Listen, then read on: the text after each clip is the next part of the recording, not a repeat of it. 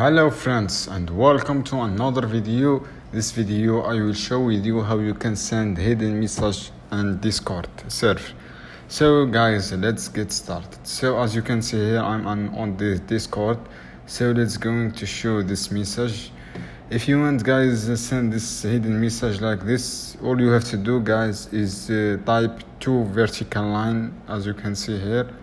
Then should be the same key as you are see here, and type the message you want to send, and again write 2 vertical line. So after that you can enter the message and enter OK and go to send this message. As you can see here guys, the message will be sent hidden, and this is simple method you can do guys.